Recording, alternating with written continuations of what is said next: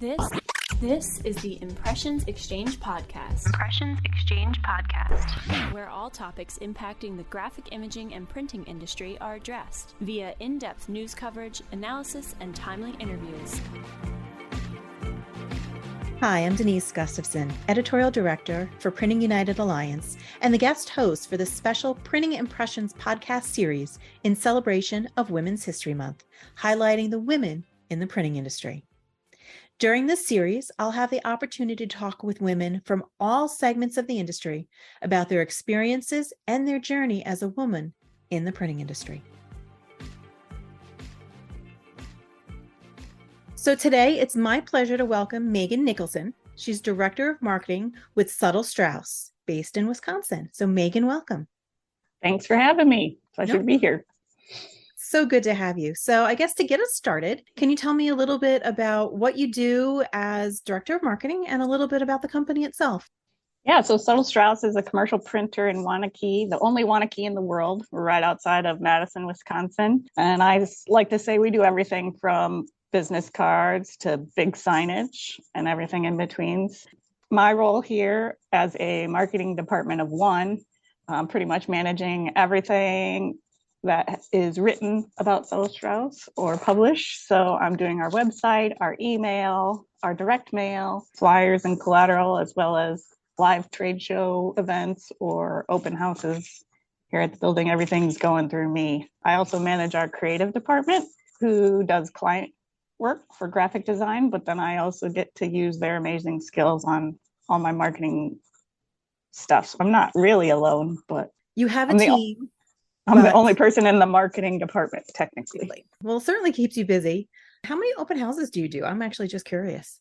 Yeah, so we do some smaller events. We call them brunch and learns, where we'll have a paper mill come in and present to our print buyers. And then we do larger events. We're doing a paper show in April, where we have up to 150 people come through and they take a tour, and we have stops with each of the mills where they hand out swatch books and samples. And it's really just like a inspiration extravaganza for our customers and prospects. And so we've tried to do those every 2 years, but our last one was 2018, which means the next one we had scheduled was 2020.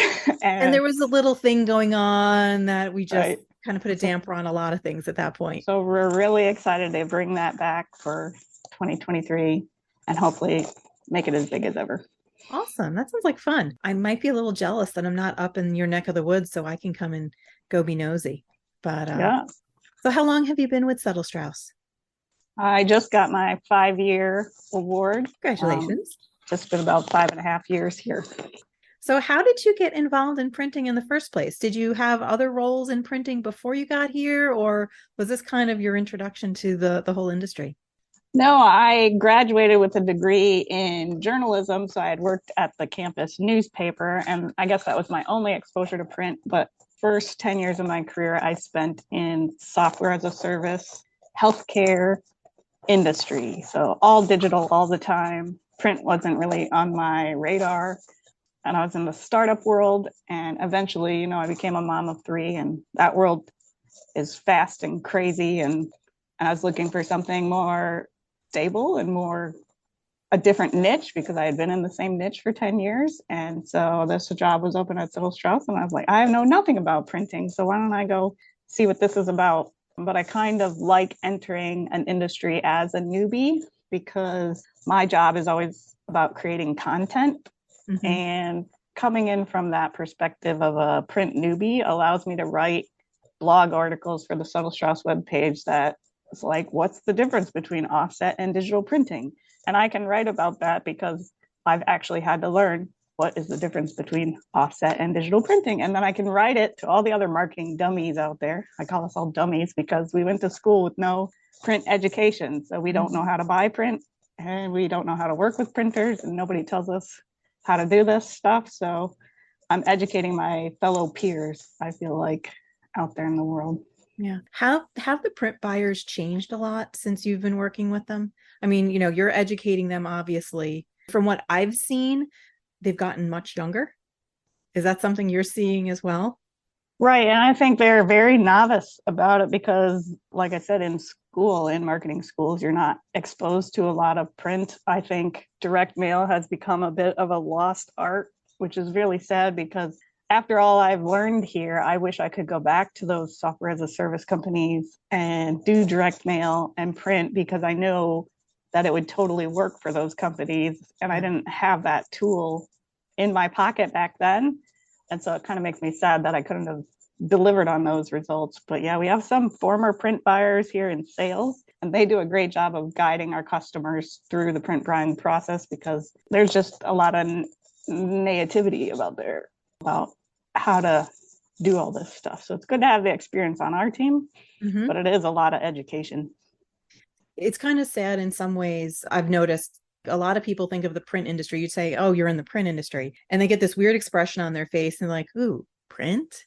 Because they might think of it as just newspapers or magazines or maybe business cards. And it's not fun and sexy. But to realize really the depth and the breadth of the printing industry, I think is interesting. And especially for you as a print newbie, I mean, you're learning now all of this that you wish you had direct mail in your back pocket. You wish you had other things that you had known at your other companies. Print's an interesting industry, to say the least. Yeah, we're trying to make it look sexy here. I mean, our team does a lot of environmental graphics for like the University of Wisconsin athletics. So, when we complete the hallway where the hockey student or the hockey players have to walk through that hallway on their way out to the ice, and it's all lights and graphics on the walls, that's cool. We did that, like that's the kind of stuff we want to show to those younger people and be like, you can do some really creative stuff with very print. much. Yeah. And it's just trying to get them introduced to it. And then when do you start? Right. When do you start introducing them? Now, you said you have kids. So how old are your kids? I have 3 kids that are 12, 7, and 2. So I got the whole spectrum. You do. So have you introduced them to print at all? Yeah, I have my daughter Desiree. She comes in and sells some Girl Scout cookies around the plant. So I take her and show her the huge presses. And I'm always showing the kids stuff. I bring them home for them. And my kids love the Amazon Wish catalog when it comes in the mail every Christmas. So I can see how much my kids love print whenever they get mail or whenever I bring them a cool notebook or a coloring book. They definitely know what I'm doing here. And we take some elementary school students locally from Wanakee and we tour them around. It's great to see their faces light up. We always work with our local college here in town to bring in the college students, like invite them to these paper shows and brunch and learns. And then we work with a couple high schools on printing their yearbooks. And so to have the high schoolers come in and see their book actually getting made. So we try to hit them multiple times, elementary school, high school, college, get them in here as many times as possible because they're the future and we need them. Yeah. I mean, I can only imagine how big the eyeballs on those elementary school kids just get so big when they kind of see the presses and see what comes off of them. Because most kids at that age, they're thinking, oh, I want to be a firefighter. I want to be a policeman. I want to be, this, that, the other thing. None of them ever think of, I want to run a press. Right. I mean, even after a tour, maybe they don't say that, but, just at least get them thinking about, oh, we saw something really cool. I'm creative. And that's where I lean toward, maybe this is something for me because you've been introduced a couple times. Like you said, you hit them a couple times. Right. You said you have a journalism degree. So, I mean, that's near and dear to my heart. Is that actually what you thought you were going to do when you went to school? I mean, what did you think when you were going to be when you grew up? Originally went to college for biochemistry. I was thinking I was going to cure cancer or something in a lab. And then I actually worked in a lab on campus, splitting rice DNA. And I found it incredibly boring. And I'm like, oh my gosh, I can't do this with my life. So I joined the school newspaper on campus, the Daily Cardinal, and I was their science editor with my science background. And I was like, okay, I just won't cure cancer. I'll just write about the people curing cancer instead. And so I really consider myself a writer at heart. And so that led into marketing and eventually print. So I love the written word. And, when the written word is printed, it's something tangible I can deliver to the world, and it could be here forever and it could live long past me. So that's what I love about it. I mean, I'm in my office and I'm surrounded by books. Not that you can see them, but I have bookshelves and full of books. I love the printed word, so I can completely understand that. What has work life taught you? Has there been any lessons that you've learned? You've had different careers, obviously, in different industries. So is there anything that has really stood out to you? I think the most valuable thing is going into industry with just curiosity. I'm a very curious person. I always like to be learning new stuff. Jumping into a new industry and just trying to ingest everything there is about the topic is really satisfying to me. So I guess offer that advice to others to always stay curious. If you're not learning something new, I mean, then one day you may become obsolete. So I always want to challenge myself to get out there and learn something new every day. And I mean, things change so quickly. I Right. mean, you look at when the smartphone was first introduced, it's been what, just about a decade? And just look how technology has changed so quickly, even in the consumer side. I mean, not even talking about the print side, how things have changed. Right. And I help manage all our social media properties. And with social media, it's changing so fast. Originally, Suttle-Straus was on Twitter and Facebook and LinkedIn. And we left Twitter because we found it didn't help us at all. But now we're on Instagram and we're looking at TikTok, but we're not on there yet. But it's just always new, always changing. So we're always experimenting with different stuff out there to see what will stick and see what will connect us to our print audience. Mm-hmm.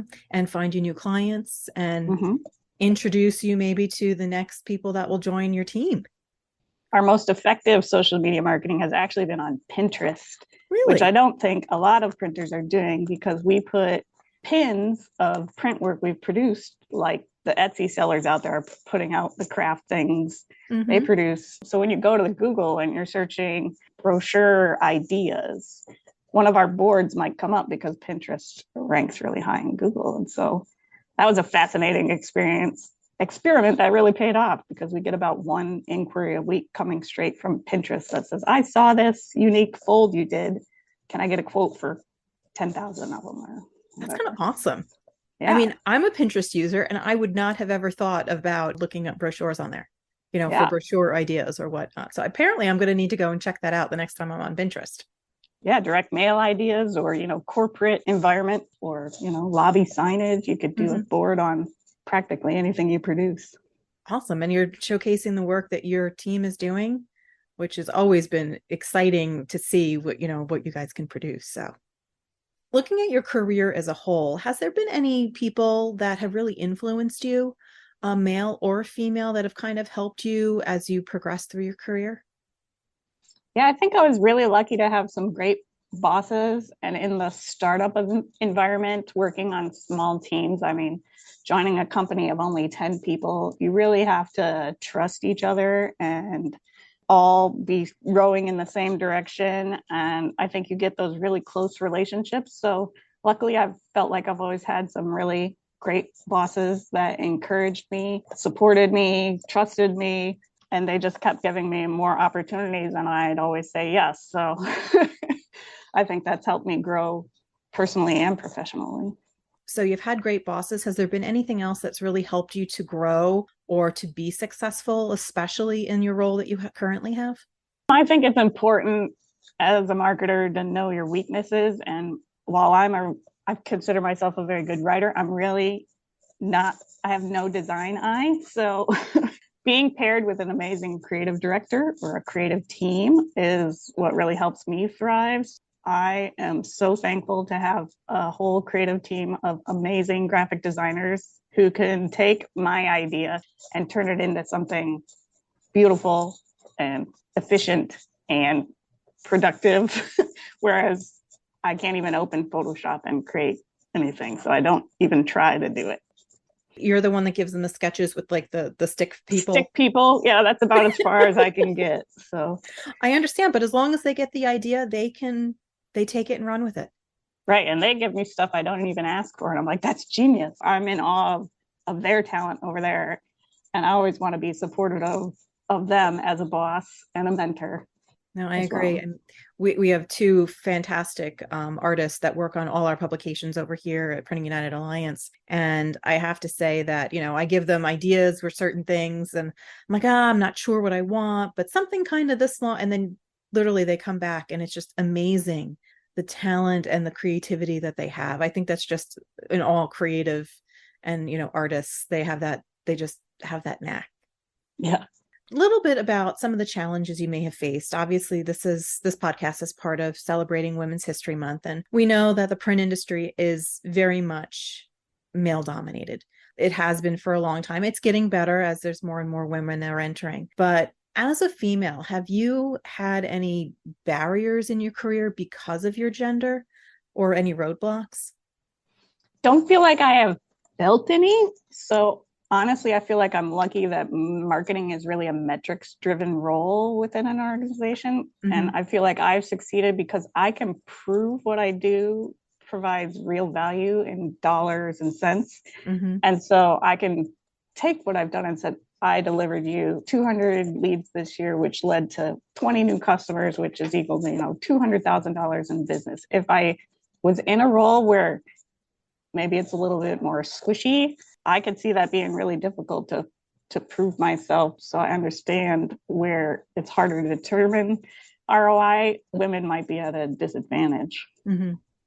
In an industry that's also heavily male, how is it that you make yourself heard?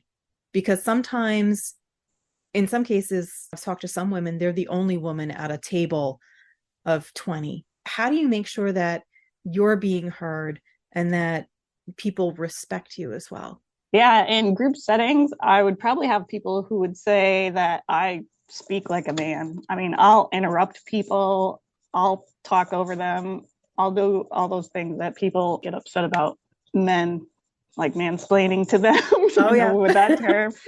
But I'm not afraid to challenge a CEO or anyone else to play devil's advocate on a subject or ask the question that's the elephant in the room that everybody's thinking about, but nobody's afraid to say. And maybe I have just reported to some really great bosses, but they have all appreciated this level of honesty and feedback, and it hasn't burned me yet. Thanks to all those bosses who are embracing the devil's advocate in me.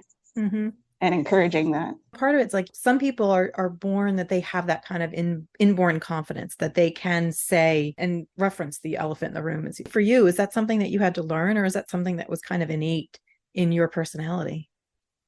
No, I think I was a born introvert, and at Suttle-Straus here, we all take disc profiles. If you know that, I am squarely in the C section, which is all data and numbers and being analytical and logical. So being the outgoing, direct influencer personality is not me. I have to force myself into that role. But I'll say when I do, I feel like it drives me forward in my career and it just gets stuff done. So the more I embrace it, the better I can do.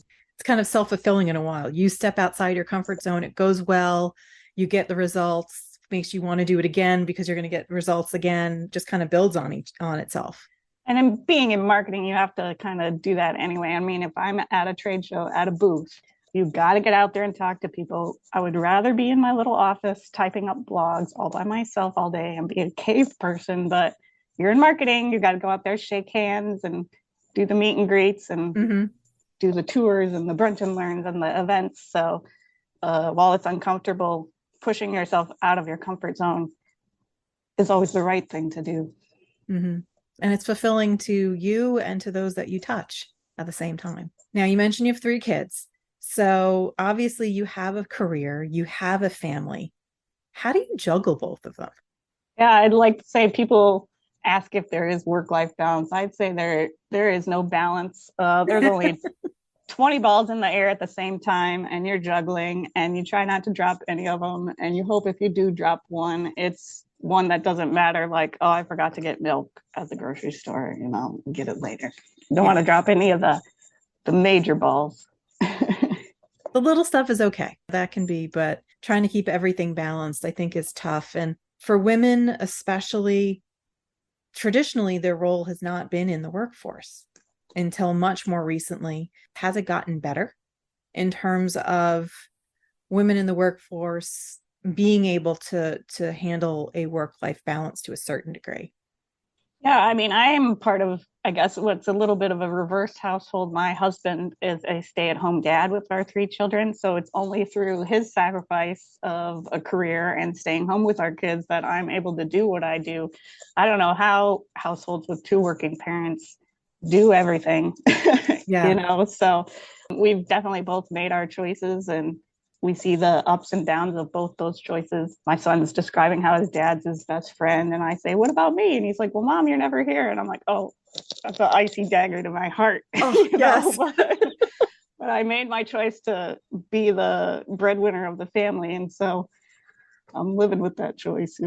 Yeah, indeed. Now, for you, would you as a woman benefit to have more women in like some of those top roles, to be in some of those C-suite positions? Obviously, you're director of marketing, so you're up near the top of the chain as well. But to have more women in those positions, is that a help to you or other women? Absolutely. I think the more role models we can get up there, the more mentorships we can do, the more representation we have, can only make it better for us.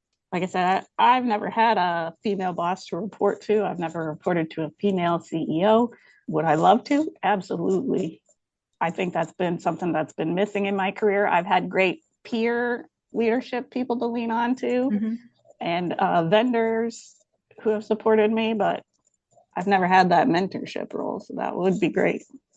So I guess we need to figure out how we can do that, huh? Yeah. It's the only thing you're missing right now. Talking about women within your organization, how do you think we or women should support other women? Obviously, we have similar issues or challenges. How can women really support others? Yeah, I think finding a support group for yourself is really great, either within your organization, among your peers, getting together, having lunch, just going to each other with your problems. Like, hey, can I bounce this off you? What would you do in this situation? That's been really helpful, as well as in the larger industry, going to some of those meetups here in Wisconsin, Illinois, with our GLGA group. We have women in print meetups where we get to hear from a woman CEO of a print company and hearing their journey. Mm-hmm. And the women in our company have really valued going to those types of events and networking. So I say, if you get an opportunity to do that, take full advantage of it. I would happen to agree, because I think that's some of the best information you can get from somebody that is like you. They have similar background in some ways, but well, this is what she's able to accomplish. This is her journey. Oh, it kind of matches what I can do. And you can kind of see yourself maybe in those other roles as well. Yeah, and I think it's important to keep it positive and inspiring. I mean, you don't want to get together in groups where, we're all just complaining about how rough it is out there. I mean, there can be a little bit of that bonding, but what can we do to change it? What can I do to move up? How do I deal with these situations? Places where we can raise each other up and lift each other up that's really important. So Mm-hmm. It's very important, especially in an industry that might not be 50-50 in terms of male to female. Yeah. So as we're kind of getting to the end of this, you talked about the printing industry. For you, you really didn't understand a lot of it, especially when you're not in it. You wish you had the some of the direct mail information and some of the other information about print. What would you like to tell people about the printing industry and about your career path within the industry that maybe they don't know? I think I came in with those same misconceptions that everybody had about print, that it's an older industry and that it's slow and maybe it's not relevant in today's society with websites and social media. But I would say there's so much more to print than you think. What I've been exposed to at Suttle-Straus has just, taken my mind and mind blown. Yeah. With environmental graphics and live format and the kinds of things we can do with direct mail and the effectiveness of direct mail. Keep an open mind and be as curious as possible. Good advice. So then the question is, how can we get more women to consider the print industry as a career choice? Is there something that we can do to help to foster that? Yeah, I think flexibility is the key to getting more women into this industry, how can we look at working hours or shifts? Can the work be done part-time? Can it be done from home? Can you offer childcare or health services on site so we don't have to leave for doctor's appointments or daycare? I mean, we had this podcast scheduled and then it was a snow day and I had 2 kids at home, and I was lucky enough where I could take my laptop and do some of my marketing work from home. But that flexibility is going to be number one on young people's radar, both male and women. But once you become parents, I mean, it becomes even more of a key aspect. So whatever we can do to make that appealing is how we're going to grow this industry. No, I agree. And if you look at some of the things that Gen Z is looking for, they're looking for that flexibility. They're looking for a lot of things that the boomers and other generations never even considered, to have that hybrid work environments or flexibility or split shifts or whatever it was. I think it's going to be good for the industry as a whole to have some of the younger generations asking for things that give them a better work-life balance. Yeah, and obviously you can't do the same thing for everybody. So, right, a pressman's not going to run the press from his house. But he probably wishes he could every now and then. But our company has been like, okay, so maybe the office people have the chance to work from home a little bit. What can we offer the plants? Looking at, can we do 4-day work weeks with 10 hours? And so then they get 3-day weekends, and that's the special benefit in that area. You know, it's coming up with creative ideas and flexible ideas that's really going to help you win in the end. You know, you can't just run it the way you've run it for the past 100 years. You've got to keep innovating. Definitely. The technology has changed. The industry has changed so much over, like you said, like the past 100 years. So much has changed. So if we're doing it the same way we were before, then there's an issue, I think. So my final question is, what advice would you give to women that are thinking about entering the printing industry? Keep your mind open, be curious, learn everything you can, network. You want to reach out to me on LinkedIn, I'll connect with you. It's fine. And I guess say yes more than you say no, because when you say yes, even if you're not sure if you can do it, you can find a way. You know, I love the people who say fake it till you make it. I've done that quite a few times, and it's all a learning process. Just start learning.